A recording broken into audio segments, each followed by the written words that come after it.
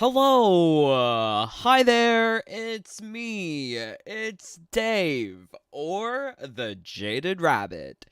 God bless you, my friends. Thank you kindly for joining along for another crazy live stream. Yes, what did we do yesterday? Oh, we played Stellar Blade. That was great. What did we do the day before that? I'm trying to remember because today we are going to be taking a look at the second quarter earnings conference call that went on for WBD, Warner Brothers Discovery, where they have now just hit a 15-year low in terms of stock price following that meeting. It's kind of crazy that this happened, and I don't know. Are the other YouTube Mortal Kombat people talking about this? Most likely not. I find all of the very intricate workings of the business to be fascinating. And I think when you see how the money moves, it kind of clues you in as to where the priorities are for the business, for the company, and in a time where video games seem to be more volatile, focus and investment in things like Mortal Kombat and Chaos Reigns and DLC, it doesn't seem like it's gonna be the bet, the thing that will produce the most money. That's not what WB should be gambling on, and it's pretty clear from the second quarter conference call that video games are just not in a good place for Warner Brothers Discovery. It just begs the question, why do they persist with managing 11 different game studios where they just pump out more and more DEI influenced, very wokeified things? I can't believe that Cyrax is the main character of Chaos Reigns. Not with that terrible voice acting, she's not. This is horrible. So yeah, and I mean, like, people are loving it. Ew, I looked at MK Reddit earlier, and MK Reddit, they seem to be making fun of this African guy who said, as an African dude, I don't like Cyrax's voice. So people were like memeing on it. I don't get it. It's a valid criticism. I think, like, that's something that I identified about Cyrax's voice acting, is that she's monotonous, stilted, robotic, a lot of adjectives that you could throw in there, all of which just means she didn't try. A lot of the people who work for Mortal Kombat in terms of voice acting, I think they're just taking the paycheck and walking away. Like Kelly, who? She had no idea what she was doing there. She just read the script. That's all she did. Yuri Lowenthal, Smoke. Oh no, he doesn't care. He likes other kinds of games. He doesn't like Mortal Kombat. He's more of an RPG kind of guy. So, like, I don't understand how people are so excited about a game where not even the people who are working on the game care. And you can hear it in their voice. Look at Megan Fox. And I think it also points to, like, Dominic Gianciolo. Like, he sucks. Oh, you know what? Let's just see what our nearest and dearest is doing. We did make a song about Steffi. Maybe we should make one about Dom. He's not the Dom. He's the bottom. he's not the Dom top. He is the sub bottom. Are you kidding me? Oh my god, not that he's talking about Kamala again. Why does he always do this? This is the guy that's writing the story of Mortal Kombat 1. A guy that's constantly interested in this crazy political rhetoric. How can you separate the art from the message, which is vote for Kamala or else you're a bad person? Yay! Like Kamala, she got her vice presidency because she was black and a woman. Is that what we're getting with Cyrax? Like, that's what we need for main character potential in Mortal Kombat 1? They gotta be black, and they gotta be a woman, and they gotta check the box. Very, sad that he's not even posting about the dumb chaos reigns, and he wrote the damn story. He's instead posting about some election. I'm not even American. I don't care about it. So yeah, it's just a wild time where people like this are in charge of the game. And then if you talk about it, oh no, people get upset. People are like, oh no, Steffi. We love Steffi. But I do too. I love getting brown backed. Oh my word, me and her, we just call each other up every night, and she's like, hey Dave, how you want it? And I'll be like, give it to me brown back, babe.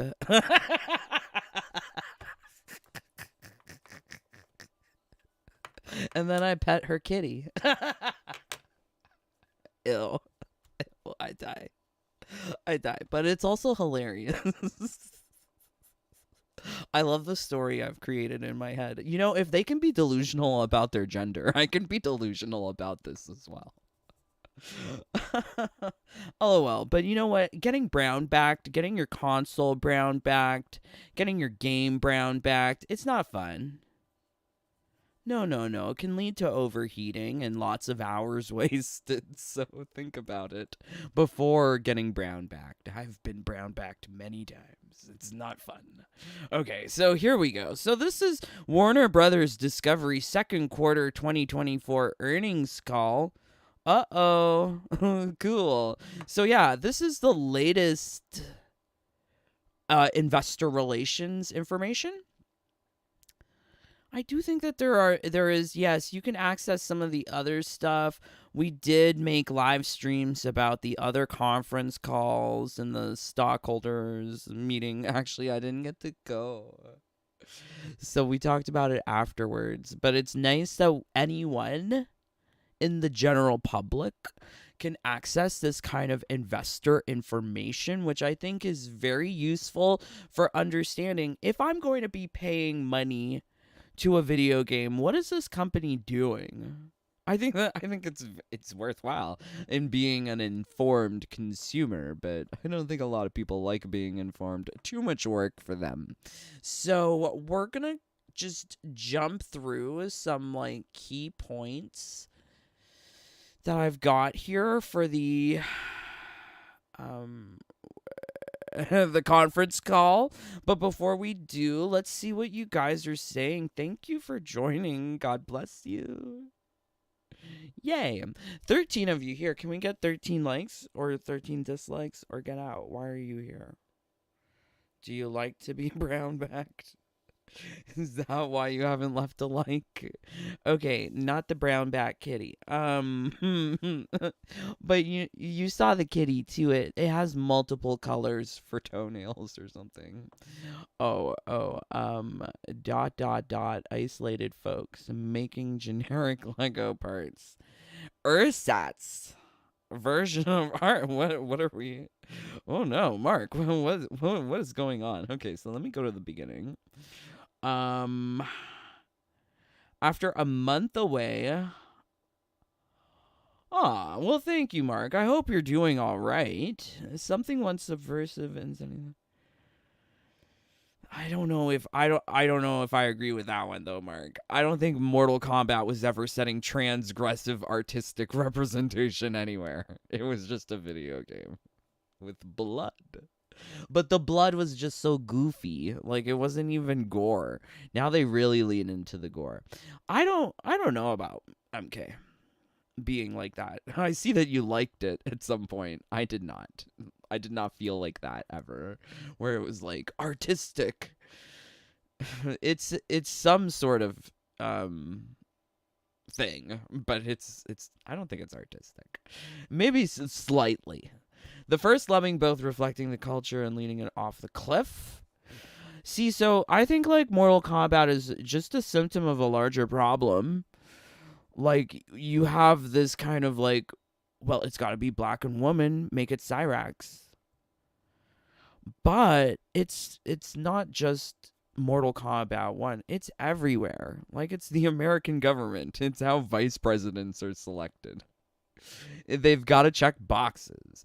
So people aren't judged anymore by their merit or the quality of their character, which is what MLK wanted. They wanted people to be judged by the quality of their character, but instead by the color of their skin. It's like pendulum swung reverse racism. It's crazy. It's not. It's too much. And like Dominic, oh, he loves it so much. That's why it's in the story. Ugh. But yeah, it's like not just here at MK. Like I was watching Amazon Prime, and they have this movie called The American Society for Magical Negroes. I will talk about that movie. That movie was scary because it like teaches young people to just hate with prejudice, lots of prejudice. Idol worship. I saw all this go down in real time. It's heart destroying and stuff. I think you have to laugh, my friend. You gotta laugh, brother. It's either you laugh or you cry. And I don't think this is worth tears. I mean, like, I did feel sad, but like not because of like the game. It was more so like, oh, like what are me and my brothers and sisters gonna play now? Because there's like no game to play. Because this game sucks. And now I just kind of look at every other game and I'm like, ugh, it sucks. Really living up to my Jaded name. Fragmented development, no cuter, director, okay, ooh. Isolated, okay, got it. So I don't think there's any sort of art going on with MK. If there was art, it's just like communist propaganda art, which was what I got with the collector's edition of the game. That's the most artsy thing about it. Okay. So, I do have some highlights selected here from this hour-long conference call that I thought would be interesting for us to hear. So, this is delivered by David Zaslav, who is the CEO of WBD, and afterwards he has his chief financial officer, Gunnar Wielderson something or other. He then speaks a little bit about the numbers, and then there's general question and answer. The question and answers coming from like big name bank people, things like that. Typically, the question and answer doesn't have anything to do with the video games. Maybe even the prepared remarks don't even talk about video games. But they really can't avoid talking about video games, unfortunately, because they say that they have lost $200 million on the video game side of business, particularly underscored by poor performance of Suicide Squad, but it's also the whole entire game segment. So we're going to be hearing what they like. So the first one is about DC. I thought it was interesting to hear them talk about DC because for them, that's like the only video games like stuff that they're really banking on. Mortal Kombat's low on the priority scheme. Like you've got Hogwarts, a legacy / Harry Potter, that's like number 1. Then you got number 2, which is DC, Batman, Superman, all of the mans, they're there, number 2. And then number 3, you've got Mortal Kombat. And they never really talk about it because they don't like it. That's what I imagine. Car and the French Open. Oh, I should turn up the volume because I want you guys to hear.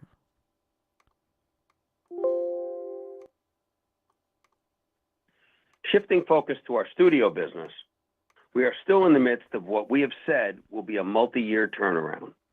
There's been a great response to Twisters, which were 50% partners with Universal Pictures and Amblin. The film has become a nearly $275 million. So I love the original. So this is why I highlighted this. So I love the original Twister movie with Helen Hunt. What a name! But I love that movie. And then I heard that they're making it over, and then Twisters. I'm not sure about that one. But this is what they're trying to like say. Even though they're not having all of the subscriber base from Max, even though they're not bringing in the money, they're saying, oh well, we've had really good performance with this one movie. It's intriguing. So like I'm trying to find like the parts where he says that there are like good performance. Yeah. Box office hit and one of the year's top 10 highest grossing films worldwide. And we're excited for what's ahead with Beetlejuice 2 coming in September and Joker, Folio Due, starring Joaquin Phoenix and Lady Gaga, premiering. Not Gaga. So I didn't know Gaga is going to be in this Joker movie. But Folly Adieu. Adieu. Adieu. I love it. I love how he pronounces things in French. But yeah, so it seems like they are not really banking even on the video games for the DC. They're banking on DC for propping up its studio segment, i.e. movies. In early October. There's also a lot of great stuff coming from DC Studios across live action and animated film, television, games, and experiences. James and Peter are fully focused on delivering on their 10-year plan for DC. If you just look at the next 6 months, the new adult animated series Kite Man. I don't like it when they say adult animated series because it sounds like it's pornographic in nature. What do you mean adult animated series? No. I don't think there's animated series that should be for adults. I think adults should maybe like think about paying off debt, paying off your mortgage, mow the lawn, do some other things before maybe animated series. I wish I had time for animated series. Like the only time I like dumb stuff is like at the end of the day and I don't want to think, and I'll put on like a romantic comedy or something. And I guess like during that time I could equally put on like, I don't know, old cartoon shows that I used to enjoy. But those are like childhood nostalgic references, so they're not adult animations. Crazy, so strange. Premiered on Max in July and is doing very well. The incredibly moving documentary Superman, the Chris Reeves story, will have a brief run in theaters in September before coming to Max. So, like, Christopher Reeves is dead, and poor guy is still turning a profit for WBD. What? That's so crazy. And it's not even like Christopher Reeves, like a story about Christopher Reeves. It's about how Christopher Reeves has helped DC. Oh, you're a DC fanboy? You're brand new to the franchise?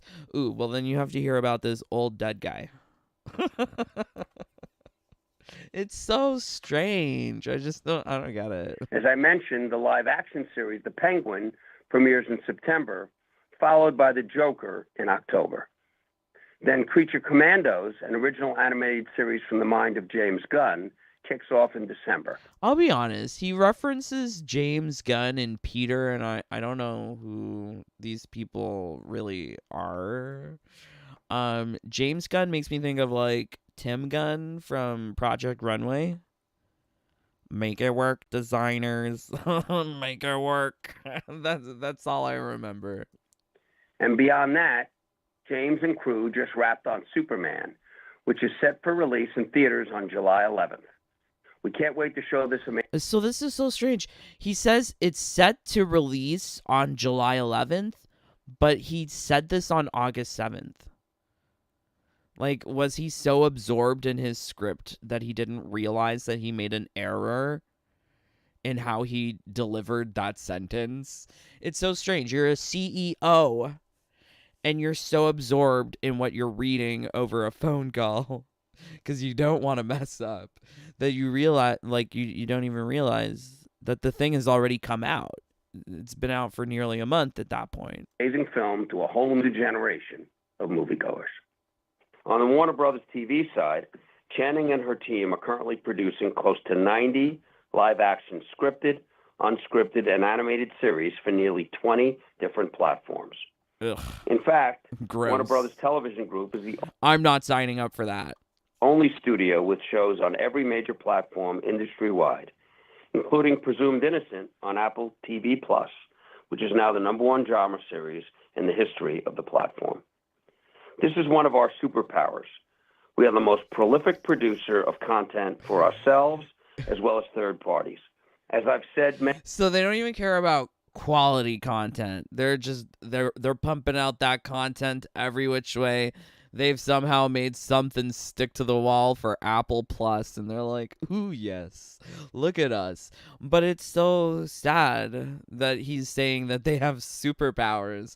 What kind of investors are going to invest in a CEO that's saying that they have superpowers that are going to help them through the hard times?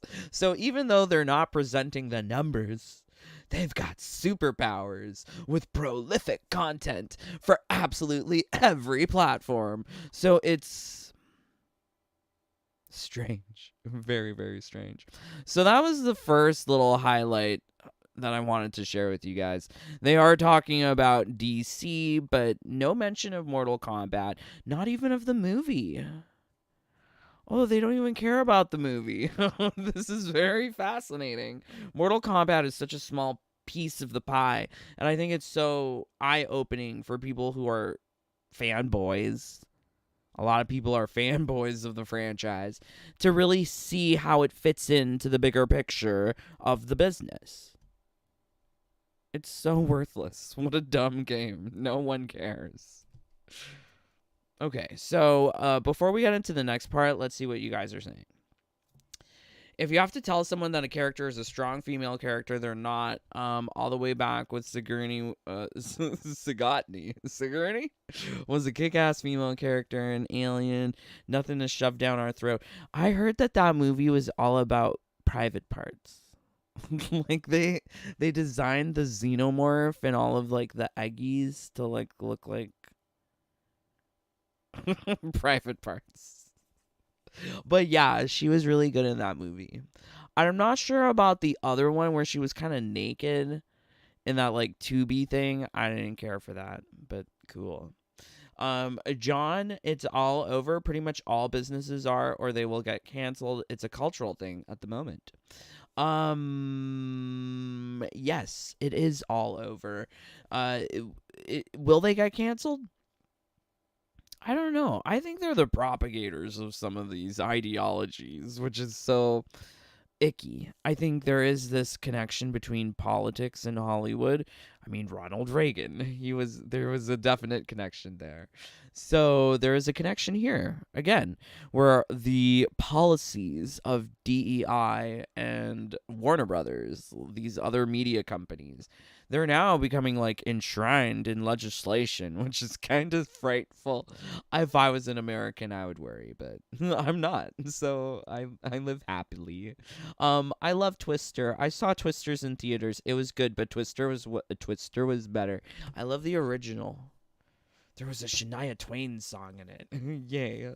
Mark, it is nice to be around folks to see what is so okay. Yay. Thank you, Mark. Yeah, I don't believe in the delusion. I think we should take a realistic and pragmatic approach towards things. I do find myself at odds with people who just want to indiscriminately hate, and I do find myself at odds with people who are just blinded by their love for the game or the franchise. It's off-putting. Really off-putting. Mortal Kombat 1 is political woke, and it's very annoying. Agreed. It's used to push boundaries, not DEI. Now it's a follower, not a leader. Got it. Yeah. I hope WB Games goes pink for it. Well, it's not really looking great for them. And we're going to be talking more about how this has affected their credit rating. Ooh, it's not gone well. WB's not selling their game. I'm done, bro. Yeah, they'll never let go of Mortal Kombat 1. Do keep in mind when I was giving you like the list, Like number 1 is going to be Harry Potter. Number 2 is DC. Number 3, Mortal Kombat. Mortal Kombat's probably number 4. Like number 3 is gonna have Game of Thrones before Mortal Kombat, but those are the 4 pillars that make up the gaming side of business. And it's not console releases that they're concerned about. It's the free-to-play market that they're concerned about. So do keep that in mind. So the next little highlight that we have here is their winning recipe for getting themselves out of debt. And also some bold claims from the CFO saying that there will be no change to their investment grade, their credit rating. So, yeah, kind of hilarious when it's contradicted, like not even a couple of days later. But yes, here we go. We are positioned to grow, and while there's still lots to do, we are more confident than ever in our global strategy. Local content, local sports, best-in-class library, and quality branded storytelling. A unique recipe few can do. And with So yeah, I think they're delusional though. They don't really have quality content. A lot of it sucks. So sad. I mean, I am watching Lord of the Rings, Rings of Power, and I know a lot of people don't like it, but I like it. I think it's pretty. They spent a lot of money on it to make it look pretty. That's usually just one requirement I have of things. Can it be pretty, please? But yeah, it's not that bad. Meh. I'll turn it over to Gunnar. So Gunnar is Thank the you, David, CFO. and good afternoon, everyone. I'd like to focus my remarks on a few key topics before I briefly run through the quarter. First, I want to highlight the progress we're making on paying down our debt balance. During the second quarter, we successfully executed a tender for $3.4 billion of debt, utilizing $2.6 billion of cash, capturing $800 million in value from the embedded discount. So they took on more debt so that they could make a profit off of that debt by investing it in other things. That's just so like borrowing against what you don't have. I don't think anyone does that in real life unless you're a huge fan of payday loans. But it seems so not responsible fiscally. We funded this debt purchase with free cash flow and an upsized Eurobond offering of 1.5 billion euros. We ended the quarter with $37.8 billion of net debt, or around 4 times net leverage. So they ended the quarter more in debt. More debt. Okay, fantastic. This is reassuring news that they're giving to people. And I find it hilarious that they spend so many minutes of this conference call waiting for the CFO to give us the numbers that there's just more debt. Yay. The primary use of our free cash flow will continue to be debt paydown. We will maintain a balanced and flexible posture in weighing the benefits of purchasing debt that may be trading at a deeper discount versus the $3.8 billion that we have maturing through the end of 2025, including $800 million through the end of this year. With a weighted average maturity of nearly 14 years and an average cost of 4.6%, and with our strong free cash flows. Oh my God. I know like people have like, so here in Canada, like 100-year mortgage, that's a thing. So they're talking about lengths of time of 14 years. That's a lot of debt. And I really don't think Mortal Kombat's going to be able to offset that debt in any single way. So as a business like investment, knowing that Mortal Kombat is such a smaller piece of that pie, why would they invest any sort of money into the game for things like Chaos Reigns DLC or anything like that? I'm wondering what is the budget for the DLC. They must be marking up the cost of the game like a lot to offset the small budget so that they could make a lot of profit. Mark it up like a luxury good. Because I don't think that they're really delivering to us a lot if all we're getting is black woman main character because she's black and woman. Where's Rachel Dolezal? I would prefer her. She's a black woman. Why not her? Significantly greater than our maturities in any given year for the foreseeable future, we have an advantageous capital structure to support our transformation and the growth opportunities ahead. I can't stress this point enough. Importantly, we have not wavered in our commitment to achieving our 2.5 to 3 times gross leverage target, though admittedly on a longer time frame than initially anticipated. So they're more in debt. It's going to take longer to get out of the debt. Great. I am also firmly committed to maintaining our investment grade rating. He's also committed to maintaining their investment grade rating. This is all very, very hilarious because not even like a week later, they're now on negative credit watch.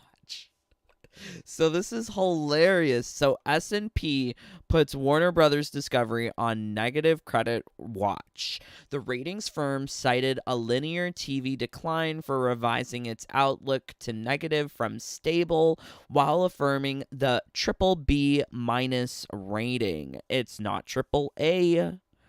It's triple. It's brown back. Brownback. Brownback bears. That's what they're giving us. Okay. Lovely. Okay. So here we go.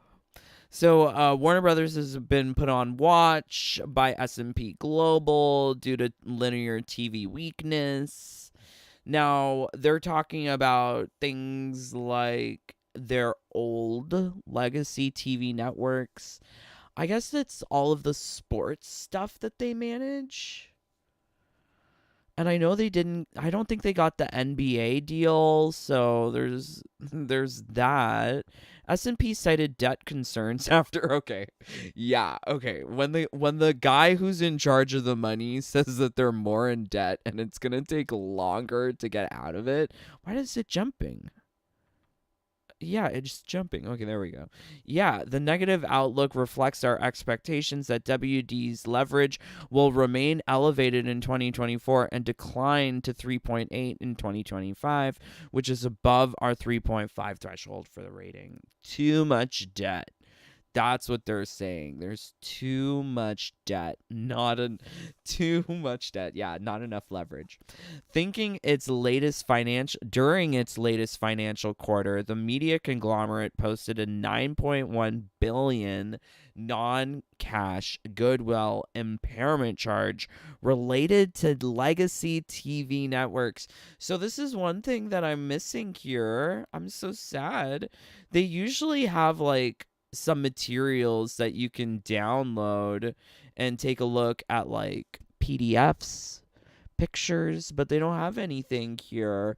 And maybe they might have, and they removed it once there was all of this negative talk surrounding their credit rating. But yeah, the potential loss of the NBA broadcast rights starting in the second half of 2025 could exacerbate an already challenging situation. So not having the sports will definitely hurt their TV lineup. Great. Anytime I see WB suffering, I will laugh. Yay. Stupid WB. They made me suffer. Screw them. Screw them and NRS. So, another thing that we found is it's not just, it's like all the credit firms. So, this is another one. Bernstein, I believe Bernstein downgraded WB prior to S&P. So they're saying here shares of WB Discovery are up in today's trading despite catching a downgrade from investment firm Bernstein, pointed towards its disappointing second quarter report, which saw WBD miss all of its key financial targets. And I mean, if you're just listening to the webcast where they're just talking through the telephone, it's so like they're not Like, things are on fire, and they're doing their best to say, oh no, we have superpowers and a winning recipe of quality content, local content, and BS. Like, what? Like, the tone and message don't match the actual reality of the situation, which is so crazy. So crazy. So yeah, very cool. Love to see that this kind of stuff is going on. This is also the situation. So WB's stock is at a 15-year low. The lowest it's ever been, and I mean truly when you go take a look. I remember it was 741. It's still 741. This thing used to be higher. I remember when this thing was higher. But this is apparently a 15-year low. Good for them. They thought that they could rely upon Suicide Squad.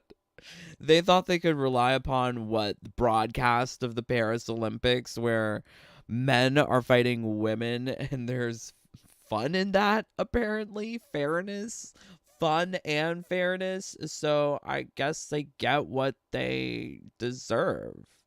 It sounds bad, and it is, a Bernstein analyst says as he downgrades the media and entertainment's giants stock.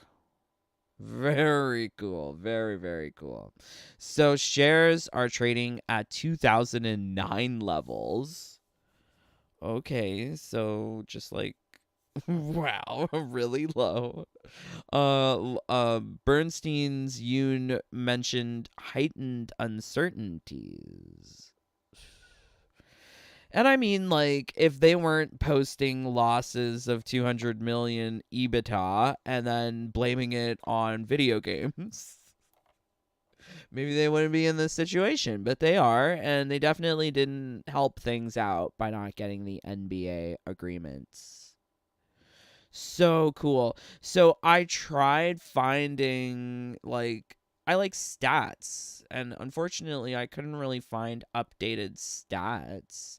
They're giving us Discovery total long-term debt is 40.96 billion, but seeing what the guy said that they're more in debt, I think that this value is probably increased. Great. Great. Absolutely great. So, yeah, before we move on to where they actually talk about video games, because they do talk about video games in this, let's see what you guys are saying. Do you care about all this business stuff? I love to learn about it. John J for may your matrimony stay blessed. Wow. You wait, you had the wedding? I thought you were planning like some big affair. I didn't know it was happening so soon. Congratulations, brother. WB is in a Konami-like death spiral, albeit for different reasons.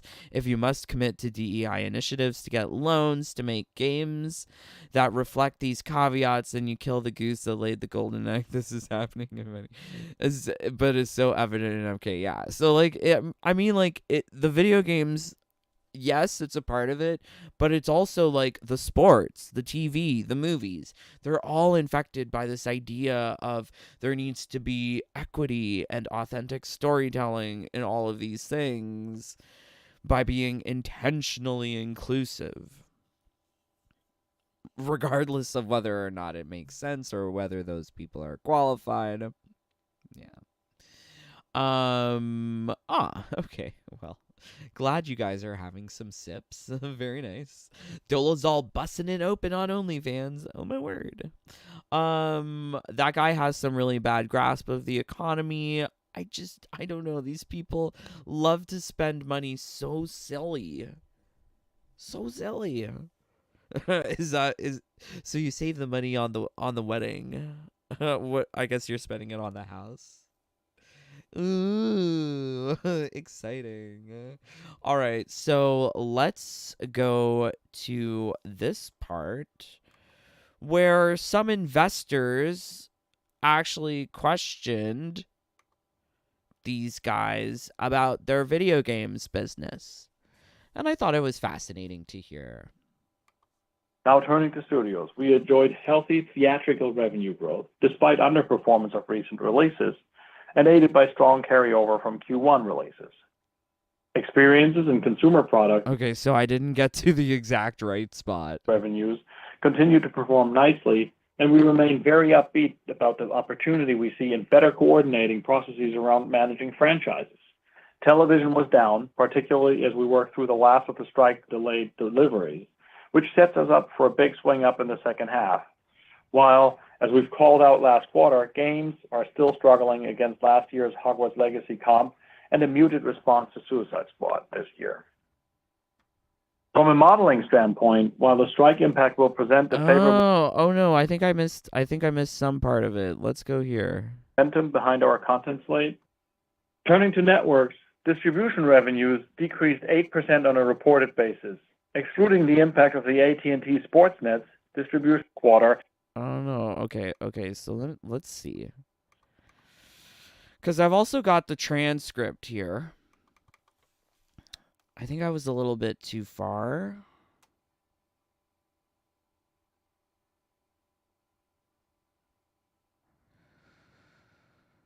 Oh, okay.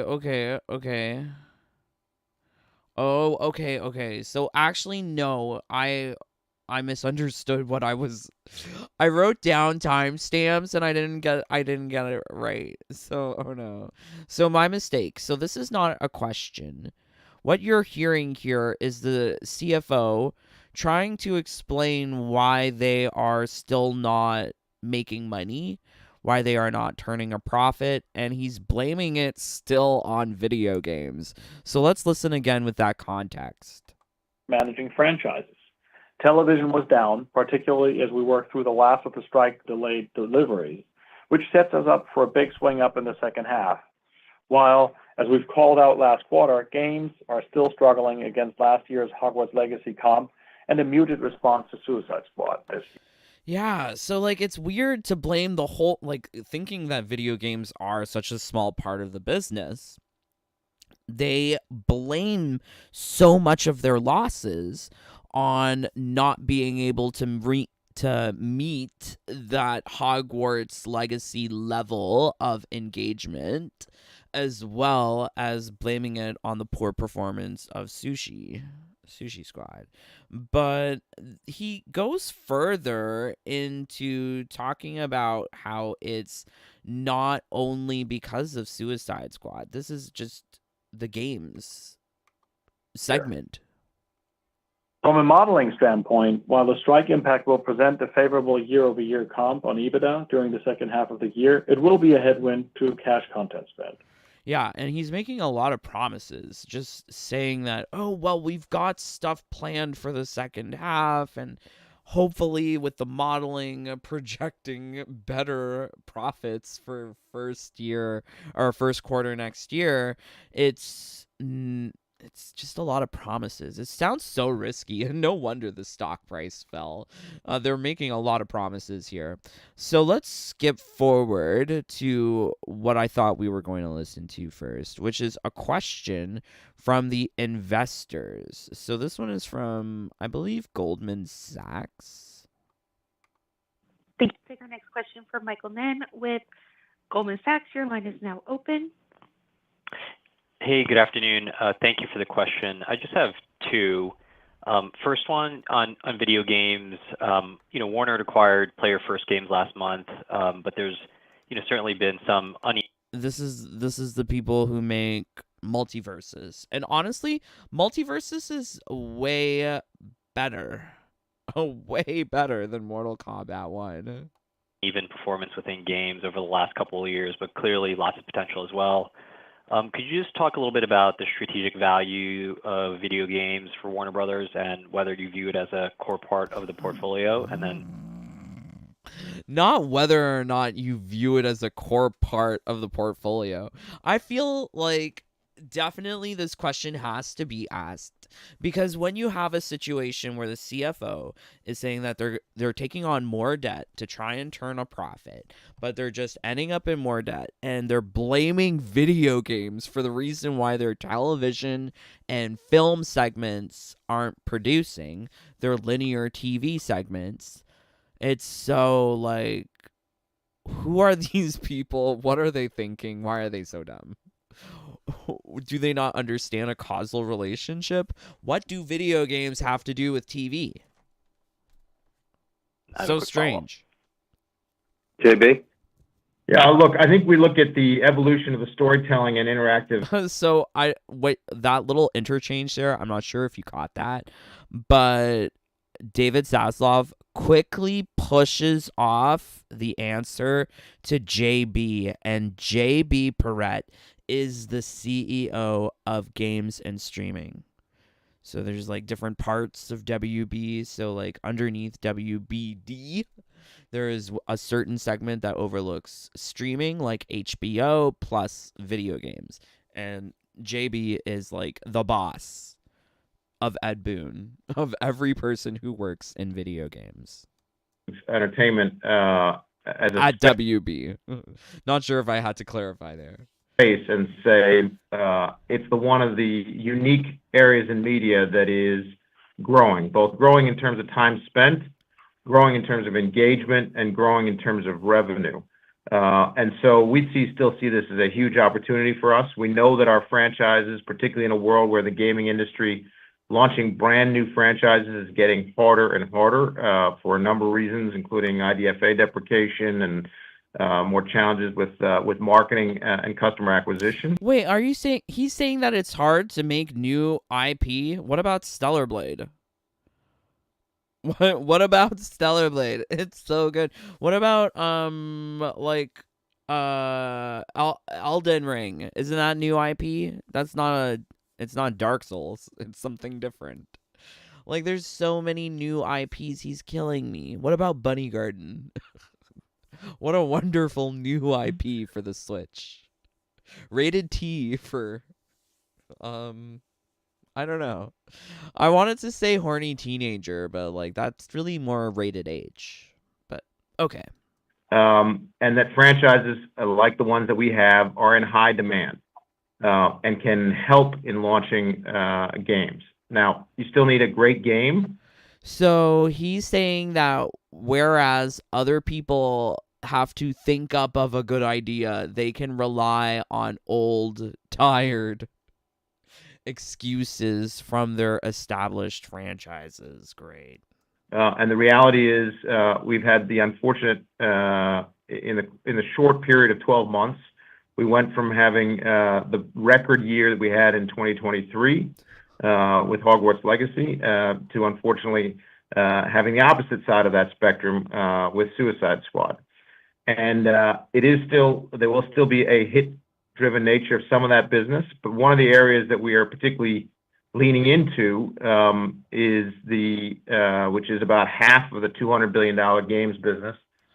So they're valuing their video games. Oh yeah, I might have been saying million, 200 billion. There we go, $200 billion business of video games. Crazy. Is the free-to-play space and the player-first deal with. So free-to-play space. They don't care about console games. Keep that in mind. For people who want MK on console, want MK1 to improve, it's not the console they care about. They only care about free-to-play. We went from having the record year that we had in 2023 with Hogwarts Legacy to unfortunately having the opposite side of that spectrum with Suicide Squad. And there will still be a hit-driven nature of some of that business, but one of the areas that we are particularly leaning into is which is about half of the $200 billion games business, is the free-to-play space. And the player-first deal was really about strengthening our capabilities in that space because we do think we are subscale and we have more opportunities to grow in that space, which is a big part of the market. And when we do, that it will help also provide some more balance to our games business from the inevitable cyclicality of more console-based releases, which have, a 3 They don't want console games. Console games are too volatile for their business. And they love to blame stuff on the video games if things aren't performing well, which kind of doesn't make sense. If your TV shows aren't performing well, maybe it's to do with your stupid TV show and not the video game. But the number stretching that they do here, also kind of like these, like, I don't know how to describe it. False promises, empty promises, balloons, bubble speculative thought, that kind of thing, where they want to invest in the free-to-play market because they see it as a stable form of revenue. However, they don't have it. That's why they're acquiring player-first games, is because they want to expand their experience in that field of free-to-play. But, honey, you just shut down your MK Mobile division, laying off however many employees, shuttering MK Onslaught. Like, it don't make sense. It doesn't add up. The words aren't matching the actions. So you let go of MK because I guess you want the player first, because I guess Multiverses has higher priority over Mortal Kombat in terms of bigger business decisions. But, like, I really wish you would identify that you're also having failures in your... Well, I guess that wouldn't get the investors investing, but you're also having failures with your free-to-play experiences. So figure your shit out, JB. A 4-year time horizon and a little bit more lumpiness, even when you do get it right. And so we continue to be strong believers in the game space. We want to continue to see and figure out how we lean into it and get bigger in that space. And we'll... Yeah, see, like, they don't even know. They just want to get bigger in the space, aka they just want to milk people on live service free-to-play games, which is drip-fed content. Time-walled, paywalled, time-gated, and paywalled. That's what they want. And that's what they're conditioning people to get used to with MK1, by the way, is MK1 delivers such a lack of content, so ugly rewards. Like, the reason why they do this is because they want you to get used to going to the premium shop all the time in order to get something tolerable for your ugly ass characters. That's what it's so sad. And I mean, like, I wish more people would get woke, as Jax Briggs says. He ain't got centuries for people to get woke. Get woke now. Open your eyes. Like, just listen to what the people in charge are saying, and you'll understand what it is that they're trying to do. Certainly tell you more about it as time goes on. One of the strategic advantages of owning all of our IP is, as the world has changed, it used to be you launch a movie or... Okay, keep this in mind. One of the advantages of owning their IP, they say that because they own Mortal Kombat as well. Like, they're talking more so about DC and Game of Thrones and that stuff. But, like, they own Mortal Kombat as well. And they're not going to let go of that stuff, because it's still going to make them money even if they don't try or put a minimal budget into it. It'll still sell. And I'm so sad that we are now relying on games. For these companies, they are relying on games to turn a profit for explanations, excuses. It's kind of disgusting. You launch a TV series, and then you do a game. But one of the reasons that Hogwarts Legacy was so successful and the #1 game last year is that you went to Hogwarts. Because J.K. Rowling is a turf, and she don't like the stupidness. I don't even know if turf is a bad word. It sounds like grass. like AstroTurf, but like she believes the woman is a woman and a man is a man. Is there anything wrong with that? No. Okay, well, if we can believe in whatever, then I am a teapot, short and stout. Sports legacy, and you entered the game and you were able to become part of that world. And that ultimately. No! Saslov does not understand why his game was a success, and he's lying to this poor Michael Ng Chinese guy from Goldman Sachs. Why? Is this what they're talking about with lies?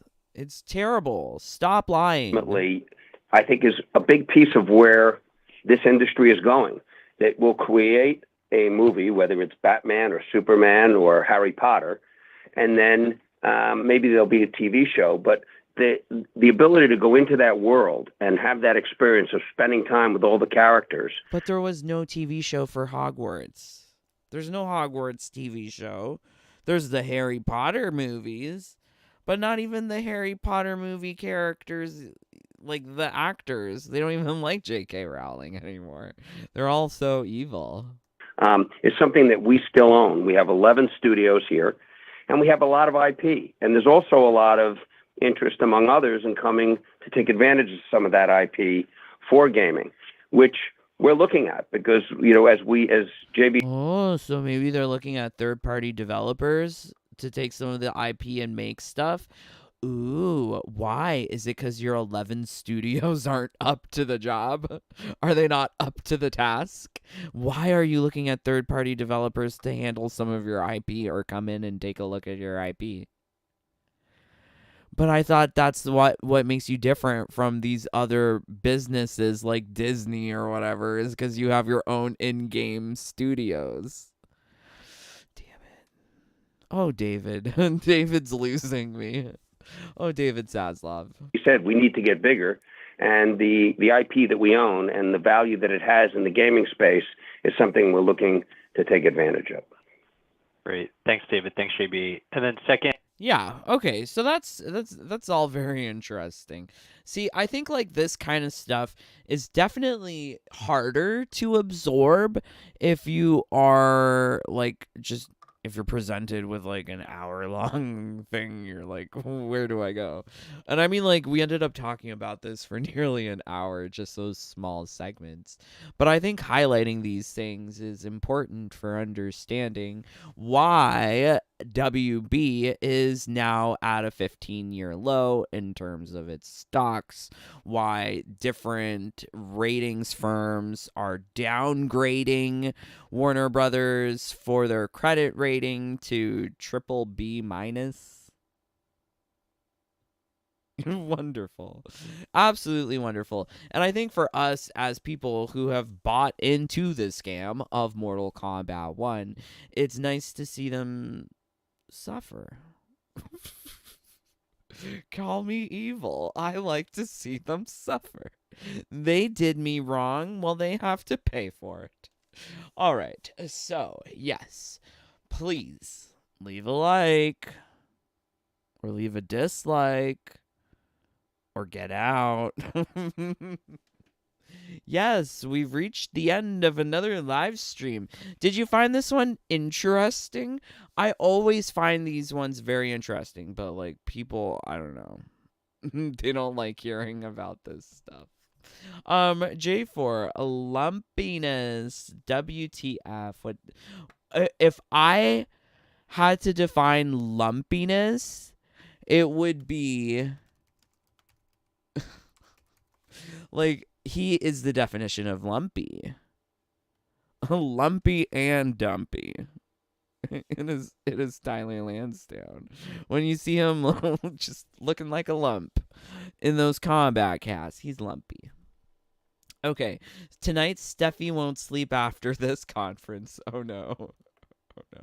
They should give MK oh no. I'm not sure, not Freud. I think they should give me certain elements. Like character design. Ooh.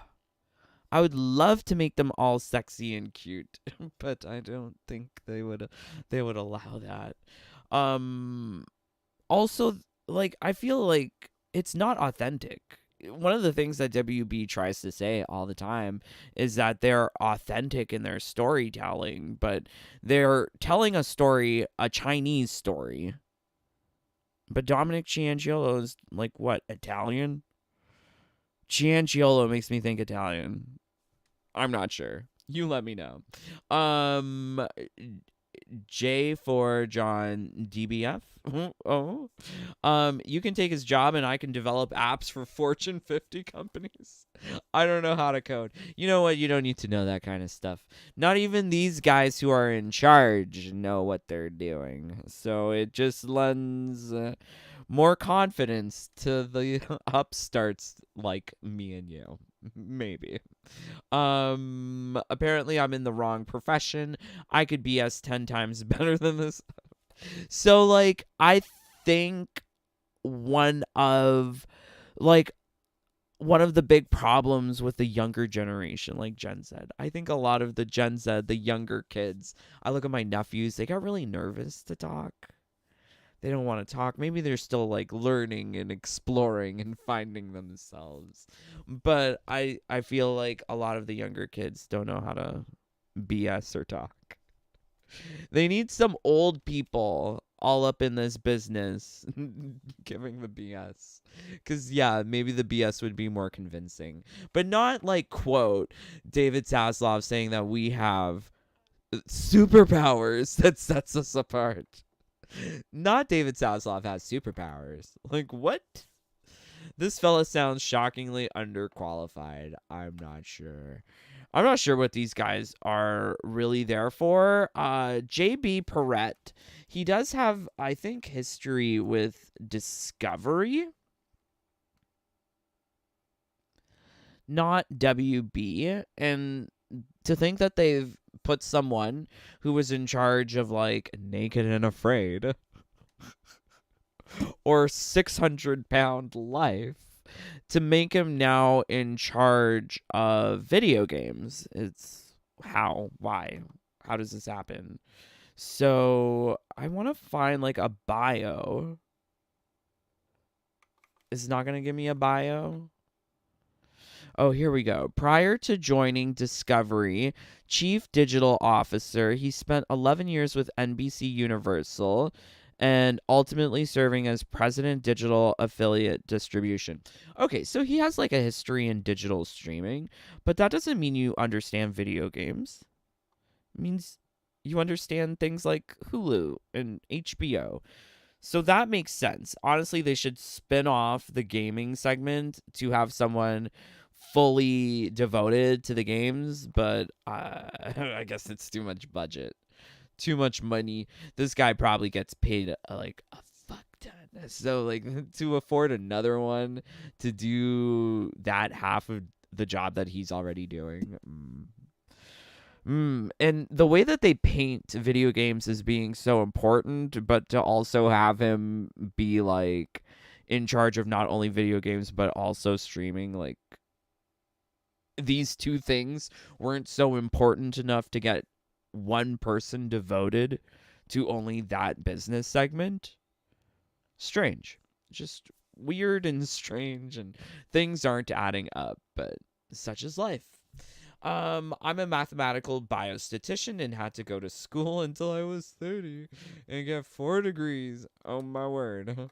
There are no details about these models. No model is perfect, but yes. So I do think that there might have been some scrubbing of information before with other conference calls, or let's see if we can find it here. You know what?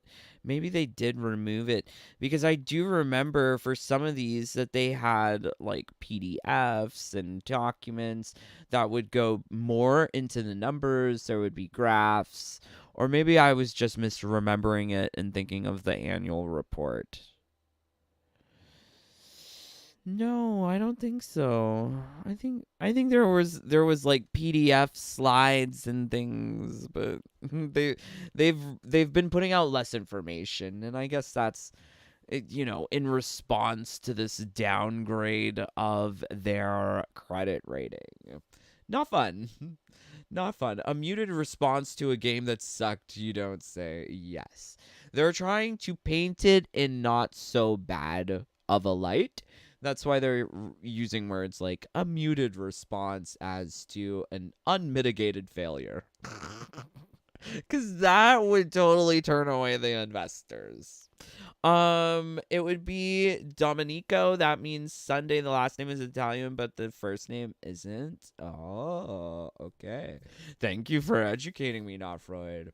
Can you imagine if they took all the energy they put into DEI and instead put it into a good MK? I don't think that's ever going to happen. I'm so sorry. Not with Ed Boon at the helm, who thinks that we can't have bikinis. But Tekken puts them in bikinis, and Street Fighter puts them in bikinis. So I'll go play those games. Like, I don't need to play this game with, like, these ugly people. And even if you did put them in a bikini, it would be like, cover them up, please. I don't need to see Manya naked. Blech. Put the mask on. Put a mask for her, a mask for me. Double mask it so that we don't have to look at each other. Yeah, that would be great. Yeah.